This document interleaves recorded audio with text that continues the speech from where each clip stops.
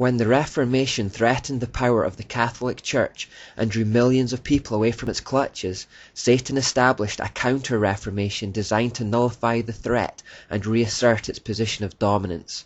At the Council of Trent from 1545 to 1563, a commission of cardinals was put together to clean up the Catholic Church and to reassert its position of authority as the only true Church of God.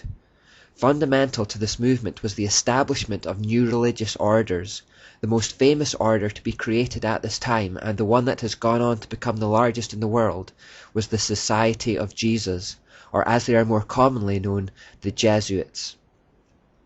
They would become one of the most infamous organizations in history. It's important we explore the Jesuits because it gives us deep insight into the mind and tactics of our enemy, but for that same reason I want to preface it with a warning that the next few parts will be dealing with some very twisted and evil themes. The founder of the Jesuits was a man called Don Inigo Lopez, who was born into an extremely wealthy family in the Basque region of Spain in 1491. He later changed his name to Ignatius Loyola. As a young man, Loyola was said by police records to be proud, violent, vindictive, and dangerous. His great life's ambition was to become a powerful military commander, which was going well until one particular battle where a cannonball broke one of his legs and heavily wounded the other. This event effectively ended his military ambitions. He was removed from the field of battle, underwent numerous painful surgical operations, and spent a long time in recovery. During this period, Loyola had a nervous breakdown as he struggled to come to terms with the end of his army career and the end of his life's ambition. In this fragile mental state, as he lay there with little else to occupy his mind, he began reading a number of fanciful religious texts about the works of the Catholic saints. Particularly inspired by the life of St. Francis of Assisi, he set out to emulate his deeds and those of others like him. He began to envision Jesus as a type of great military commander, and thought that although his physical army career was over, he could instead become a kind of general in Jesus' army instead, the goal of which would be to capture the world. Now as a cripple, he made his way across Spain to the mountains of Montserrat, where there was a Benedictine monastery. Within this monastery was a sacred goddess idol called the Black Virgin of Montserrat, which he stood before in vigil for 3 days. There he committed himself and his work to her. By doing so, he committed himself to the demonic goddess Asherah. From here, he decided that he would go to Jerusalem and conquer the Muslim world for Catholicism. His ambitions were halted, however, as Barcelona had the plague, and he was forced to stay in the small town of Manresa for 10 months instead. For those 10 months, he lived in a cave, torturing himself physically and mentally, until he began to have dreams and visions. Through these hallucinations he claimed that the secret doctrine of the Catholic Church was taught to him by a form in the air near him, and this form gave him much consolation because it was exceedingly beautiful. It somehow seemed to have the shape of a serpent and had many things that shone like eyes but were not eyes. He received much delight and consolation from gazing upon this object, but when the object vanished, he became disconsolate. Here we see the telltale signs of a demonic cave revelation, exactly like that which Muhammad experienced. More explicitly than Muhammad's encounter, the being came in the form of a serpent rather than an angel of light. Similar to Muhammad, Loyola found himself prone to depression after contact. After the 10-month period in the cave, Loyola proceeded to Jerusalem, where he approached the Franciscan monks. They told him to go home as they did not want any political trouble. It was upon his return to Spain that he started formal training by studying theology at various universities. At this time he, along with a small band of companions, also started making disciples of others. While Loyola preached, it was noted that some of his female followers became so hysterically zealous that one fell senseless, another sometimes rolled about on the ground, another had been seen in the grip of convulsions or shuddering and sweating in anguish. Clearly demonic activity was at work following his cave experience and commitment to the demonic Asherah idol, and for the rest of his life he was known for having mystic powers. In the coming years he would be thrown into jail twice under the suspicion that he was a member of the Alumbrado, or as we know them, the Illuminati, and we'll discover more about them later. The description of people falling senseless and going into convulsions may remind you of scenes from Christian churches in recent times. To deal with that, I want to refer you to a 3-part series called Kundalini Warning, which I'll provide links for below. Please watch all the way to the end for a balanced opinion. By 1534, Ignatius Loyola had 6 key companions, all of whom he had met at university, and they formed the initial military brotherhood of the Society of Jesus. On the morning of 15th of August 1534, they met in the crypt of the Church of Our Lady of the Martyrs at Montmartre, and took solemn vows committing themselves to their lifelong work. As a man with an army background, Loyola created his order with the principles and disciplines that he had been used to as a soldier. The leader demanded the unquestioning obedience from his inferiors. Loyola was made the first superior general of the order, and they began the work of opposing the Reformation and re-establishing the dominance of the Catholic Church in Europe and around the world. They made their way to Rome where, in time, their society was accepted by the Pope, who at that time was Paul III. Paul III had seen the need of such a military order to repel the progress that the Protestant Reformation was making, as the Catholic Church seemed powerless by its own means.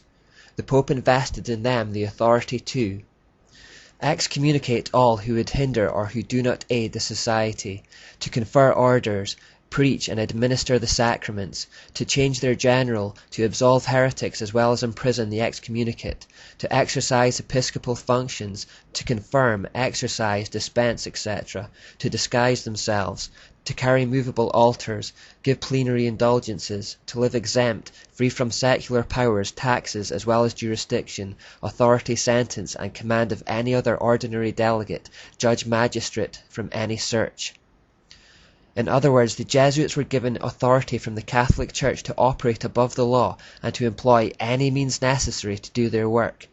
With this remit, in time, the Jesuits became the most prominent and powerful of Catholic weapons against the Reformation.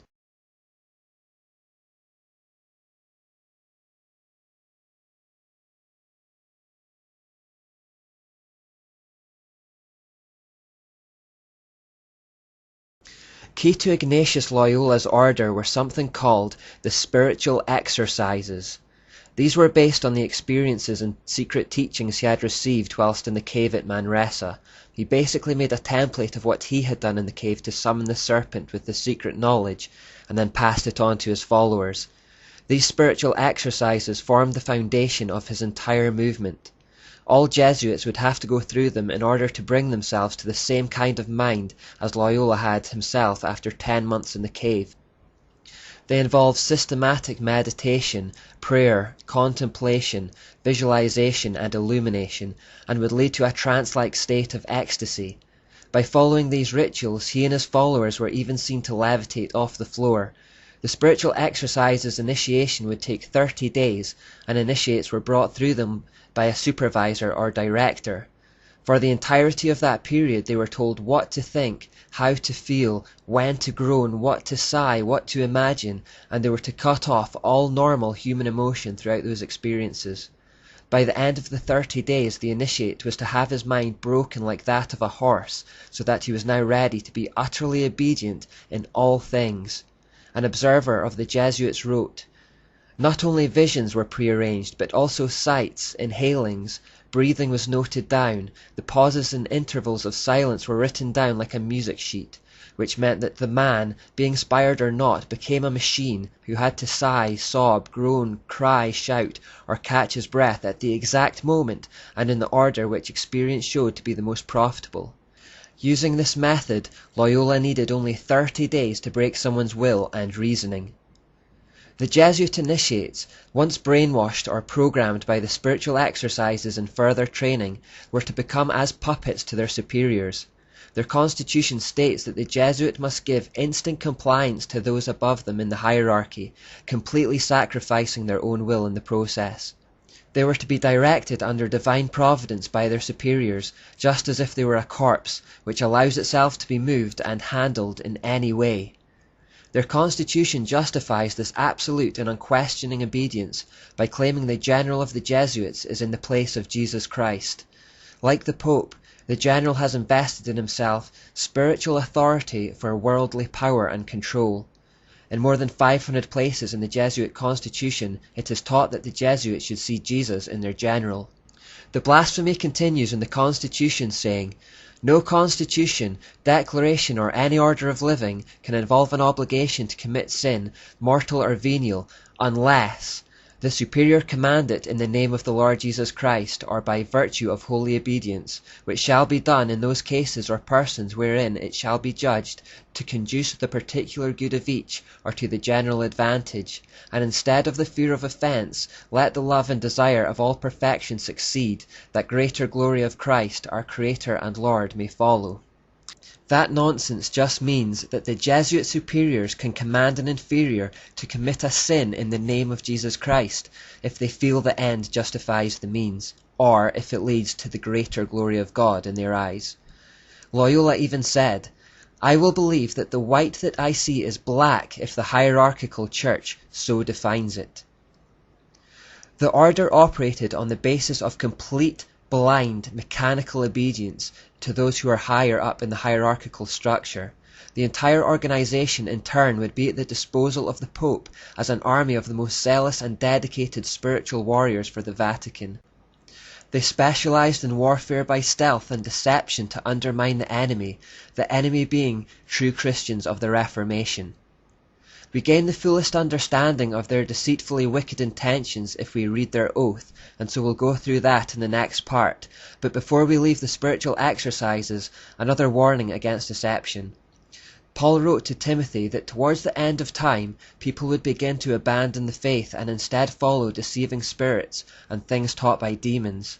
Here are the words of popular American pastor Tony Campolo in his letter called "Becoming Actualized Christians." I learned about this way of having a born-again experience from reading Catholic mystics, especially the spiritual exercises of Ignatius Loyola. Ignatius, a founder of the Jesuit order, was once a soldier, and it was only when he spent a long time in a hospital bed recovering from a battle wound that his heart and mind focused on God. Like most Catholic mystics, he developed an intense desire to experience a oneness with God. Gradually, he came to feel an intense yearning for the kind of spiritual purity that he believed would enable him to experience the fullness of God's presence within. Tony Campolo goes on to say, "After the Reformation, we Protestants left behind much that was troubling about Roman Catholicism of the 15th century. I am convinced we left too much behind. The methods of praying employed by the likes of Ignatius have become precious to me. With the help of some Catholic saints, my prayer life has deepened." We know that behind the Catholic saints are demons, and we know that the spiritual exercises are satanic. Beware the emergent church movement in particular, which we'll look at later in some depth.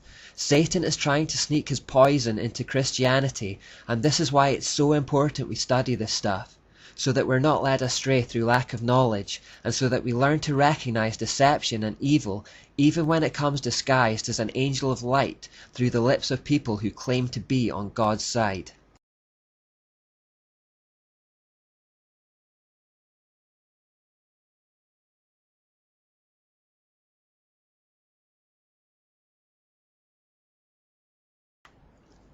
We're now going to read the Jesuit oath to gain an insight into exactly how they went about trying to destroy the work of the Reformation.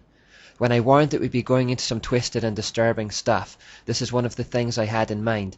It's an extremely disturbing document, but it's important to go over it, as it doesn't just give us insight into the Jesuits. By proxy, it gives us deep insight into the mind of our demonic enemy as a whole, and the tactics that Satan may still employ today against us. Remember, he has no new tricks. Incidentally, I'll post a copy of this in the notes section of the Fuel Project Facebook page if you want to read it again. My son, you have been taught to act the dissembler, amongst the Roman Catholics to be a Roman Catholic, and to be a spy even among your own brethren, to believe no man, to trust no man, among the Reformers to be a Reformer, among the Huguenots to be a Huguenot, among the Calvinists to be a Calvinist, among the Protestants generally to be a Protestant, and obtaining their confidence to seek even to speak from their pulpits, and to denounce with all vehemence in your nature our holy religion and the Pope, and even to descend so low as to become a Jew amongst the Jews, that you might be enabled to gather together all information for the benefit of your order as a faithful soldier of the Pope. You have been taught to insidiously plant the seeds of jealousy and hatred between states that were at peace, and incite them to deeds of blood involving them in war with each other, and to create revolutions and civil wars in communities, provinces and countries that were independent and prosperous, cultivating the arts and the sciences, and enjoying the blessings of peace.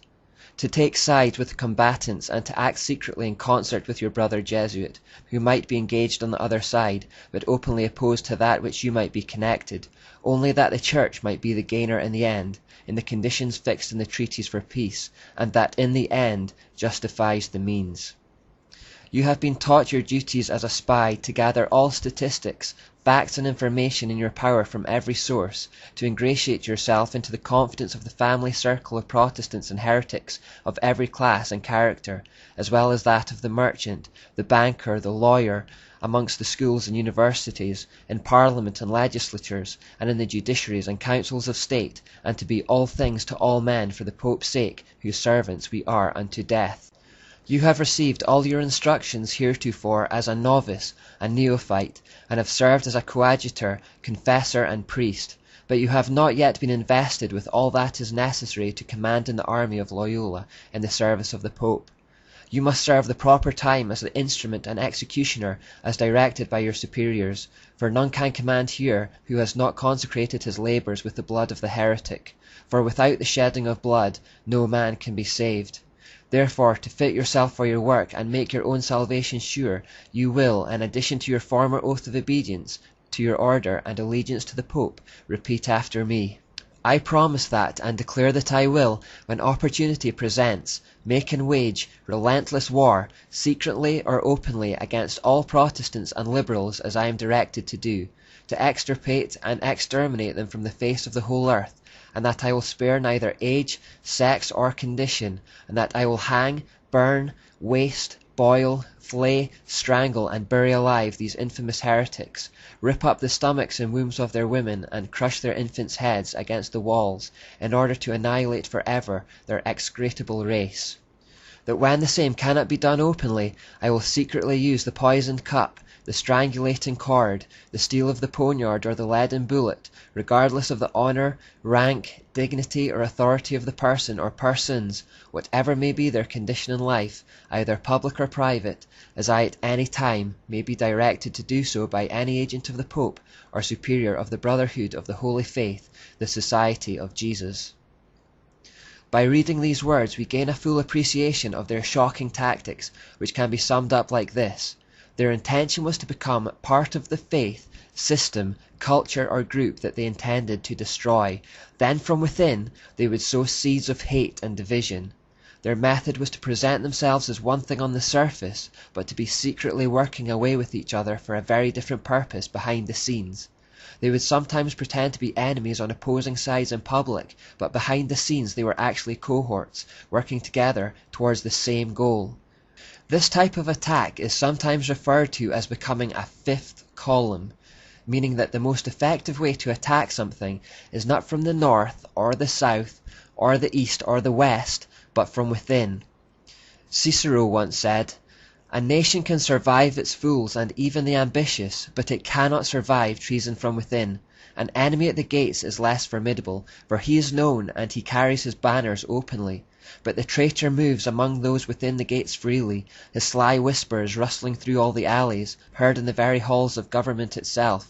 For the traitor appears not traitor, he speaks in the accents familiar to his victims, and he wears their face and their garments, and he appeals to the baseness that lies deep in the hearts of all men. He rots the soul of a nation, he works secretly and unknown in the night, to undermine the pillars of a city, he infects the body politic, so that it can no longer resist. A murderer is less to be feared." The fifth column tactic is of course a trademark of Satan. It was the very tactic he used to persuade a third of the angels to fall with him and to become his army of demons. He went around whispering in the ears of anyone who would listen to turn them against God. More recently, ex-witches have spoken of being assigned to local churches by their coven with the aim of being involved in the congregation on the surface, but all the while secretly working against it from within, frustrating its aims and unity. If something is attacked from without, it will put up its defences and fight back, But if, by using deceit, the attacker can become part of the thing it wishes to destroy and gains the trust of those involved, they can take it down from within.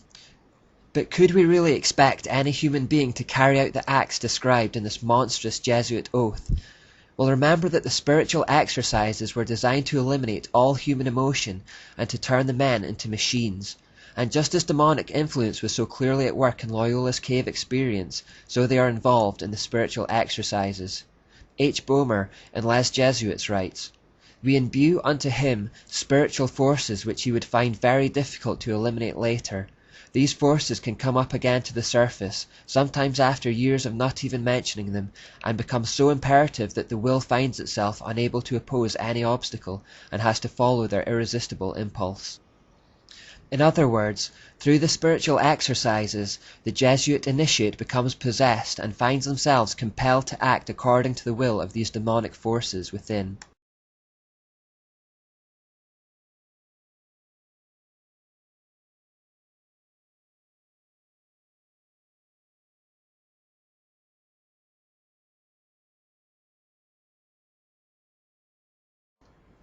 Because Jesuit actions are centered on blind obedience to their superiors, they are told that they will never be held accountable for anything they do, not even by God. They are absolved of all personal responsibility as they become mere puppets for those that are higher up in the hierarchy. A professor told a student who was studying under him to become a Catholic priest, "You will never have to give an account to God for actions you do by the order of your legitimate superiors. If they were to deceive you, being themselves deceived, they alone would be responsible for the error you have committed. Your sin would be imputed to you as long as you follow the golden rule that is a base for all Christian philosophy and perfection, humility and obedience." See how deceitful this is. The superiors are basically saying, you'll never have to give an account of your actions to God, don't worry about it. This allows them to perpetrate any act in the belief that they are beyond judgment.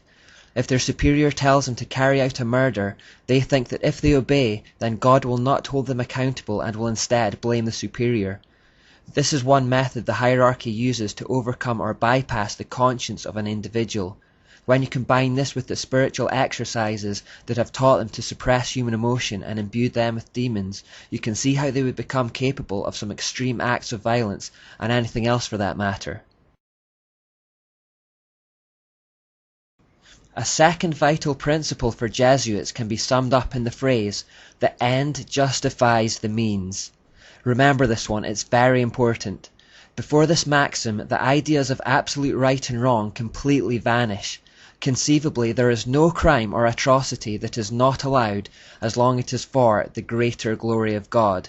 In fact, the sins that achieve the right result become holy in the eyes of the Jesuit, no matter how disgusting.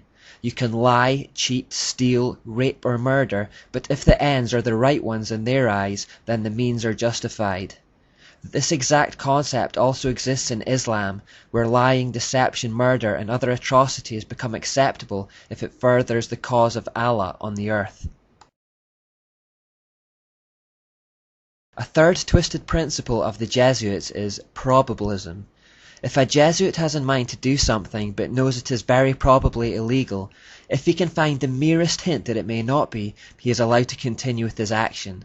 For example, if he consults 100 teachers or doctors about his intended action and 99 say that it would be unlawful, but then one tells him that it may not be, he can act on that 1% probability that it is in fact lawful.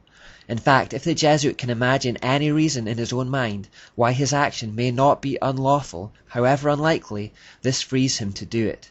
It's a form of self-deception, lying to yourself to try to keep the conscience clear. Fourthly, there is the idea of directing the intention. This is the idea that if the person meditates on something holy while they perpetrate something evil, the soul contracts no guilt or stain. Therefore the Jesuit can kill someone or lie or cheat or steal, but as long as he is focusing on something holy at the time in his mind, their soul remains white as snow. Again, such is the depth of deceit within the Jesuit system that they deceive even themselves. Fifthly and finally, there is the doctrine of equivocation or mental reservation. This policy allows the Jesuits to follow a secret policy while stating something completely different to the outside world. This is directly from the mysteries where secret doctrines and purposes were hidden under double meanings and secret symbols that seem quite innocent to the uninitiated. A Jesuit quoted, "It is permitted to use ambiguous terms, leading people to understand them in a different sense from that in which we understand them. A man may swear that he never did something, though he actually did, meaning within himself that he did not do so on such a day, or before he was born, or under any circumstances, while the words he employs may have no such sense as would discover his meaning." He goes on to say, "It is the intention that determines the quality of the action, and one may avoid falsehood if, after saying or denying something aloud, then add something under his breath that, if true, would make his statement the truth." So take this example. A Jesuit murders a man on a Thursday, and the police take him in for questioning and ask him if he murdered the man in question. The Jesuit replies, "I did not murder him," which is obviously a lie because he did, but then under his breath or mentally he adds the words, "on Friday." These inaudible words that he whispered to himself after the initial lie have now made the statement true. By doing this, Jesuits can permit perjury and in their own eyes remain blameless.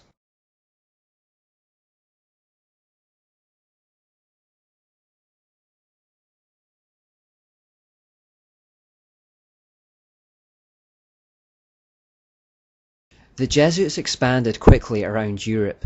One of the primary ways in which they went about reclaiming some of the ground that had been lost to the Protestant reformers was to establish schools of education in various locations. They went for control of the information flows, imagining, quite rightly, that by controlling education they could control knowledge and therefore control the worldviews and mindsets of coming generations.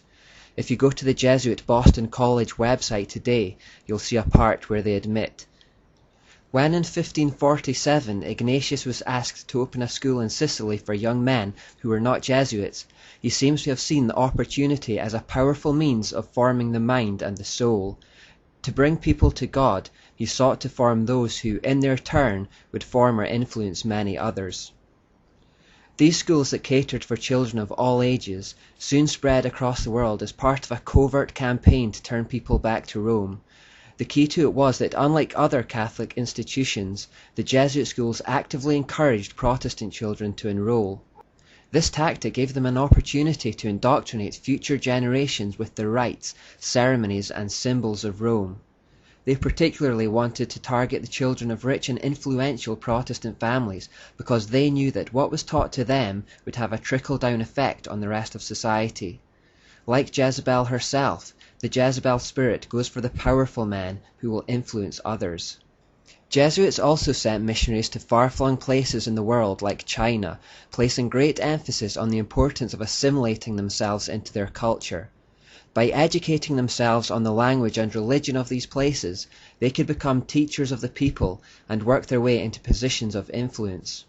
They were incredibly committed, hard-working, and disciplined in these tasks, pouring out their lives for the furtherance of their cause. Wherever they went, they consistently compromised their own message with the local pagan practices of the area to get a foothold, just like they'd done in Rome itself. When they returned to Europe from these far-flung places, they brought back with them the occult and pagan ideas that they'd picked up there. In Britain, the Jesuits made use of fifth column tactics. They started filtering into the country in the 1560s, and almost immediately they were found preaching from pulpits disguised as Church of England ministers. In 1568, a Jesuit priest posing as a Church of England minister accidentally dropped a secret copy of instructions on how to undermine and destroy the Church of England. After a search of his lodgings, further documents were discovered in his boots, including a license from the Jesuits and a bull from the Pope Pius, which authorized him to preach whatever was necessary to inflame animosities and widen divisions. They saw no better way to demolish churches than to infiltrate it in the guise of a minister who could introduce divisive false doctrines and ceremonies from the pulpit. The Jesuits also plotted to kill Queen Elizabeth I on many occasions so that the country could be returned to Rome. The Spanish Armada of 1588 was one such attempt to sail against Britain and overthrow the Queen, who was seen as heretical and illegitimate by Rome. The Spanish Armada was defeated, but true to the Jesuit oath, that which could not be achieved in the open was pursued in secret. After Elizabeth I died and James I took to the throne, Jesuits attempted to blow up the Houses of Parliament in 1605, the infamous November the 5th gunpowder plot, led by Guy Fawkes, an event we celebrate in Britain every year. There were also murmurings and suspicions that the Jesuits were responsible for the Great Fire of London in 1666, although there seems to be little hard and fast evidence to support the theory. There was simply a mysterious book written in 1667 by a man claiming to be a Catholic Christian, in which he portrayed the Pope as fanning the flames that ravaged the city. In truth, the Jesuits were largely frustrated in Britain, but they did have more success in Europe. Having established themselves in Italy, Spain, Portugal and Austria, they set their sights on Germany, the birthplace of the Reformation. There they gained influence with the rulers and initiated campaigns of persecution against Christians. In keeping with their oath to stir up division and bloodshed in countries that were previously enjoying peace and prosperity for the sake of the Catholic Church, this persecution of Christians led to much disruption, war and bloodshed around Europe. They reignited the persecution against Protestants in Germany, leading to the 30 Years' War of 1618. Although Protestant Sweden stepped in to stop Germany from being returned to Catholic darkness, it left the country in ruins for a long time afterwards. In the neighbouring Austro-Hungarian Empire, Jesuits were so influential that they virtually controlled the emperor at the time. Having this power, they came pretty close to purging the region of true Christianity. In Poland, which was a major European power in the mid-16th century due to their embracing of the Reformation, Jesuits also became enormously influential. This influence led to a decline in national well-being and disastrous policies towards neighbours that eventually led to their annihilation. Entry into France was slower, but was achieved by the formation of educational institutions. Jesuits were implicated in the assassination of the French King Henry III in 1589 and his successor, Henry IV, in 1610. They believed it was their right to kill any heretical monarch. They took the initials INRI, which biblically represented the Roman inscription above Jesus' head on the cross meaning, Jesus of Nazareth, King of the Jews, and gave it a double hidden meaning which meant, it is just to annihilate impious rulers. If you read their oath, you'll know that they paid no respect to rank or position. The French king, Louis XIV, was more to the Jesuits' liking though. Louis had a Jesuit confessor from childhood whose influence turned him into a fanatical bigot, unleashing terrible persecution against Protestants. Louis also led an immoral life, and the Jesuit confessor made careful use of his secrets to have him trembling at his feet for forgiveness. This was a common tactic by Catholic priests generally, to use the confessional booth to gain access to secrets that could be used for blackmail later. Knowledge is power. By 1685, the situation was severe enough for hundreds of thousands of French citizens to flee for their lives to remote areas, and those that stayed behind faced terrible punishment. This was in fact replicated all across Europe, where true Christians had to flee to communities in remote areas to avoid persecution from Rome. Some of these examples are recorded in Fox's Book of Martyrs. As the Jesuits continued to rise to power and influence in Europe, they also accumulated vast amounts of wealth and property. However, their scandalous greed, their loose morals, their ceaseless political meddling and their encroaching upon the clergy had stirred up enmity and hatred everywhere they had been, and this would lead to their downfall. Amongst the higher classes in particular, the Jesuits had been brought into complete disrepute. Governments began to realize that this single group were the source of nearly all the disruption in their lands. In fact, so severe was their cancerous activity that the Jesuits had become a threat to the very fabric of society. Nations could stand it no longer, and the Jesuits were systematically driven out from previously friendly Romanist countries during the period of 1760 to 1770.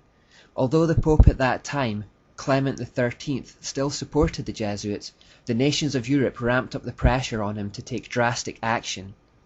The French government were particularly fierce in their protests against the Jesuits, saying in 1762, "The said institute is inadmissible in any civilized state, as its nature is hostile to all spiritual and temporal authority.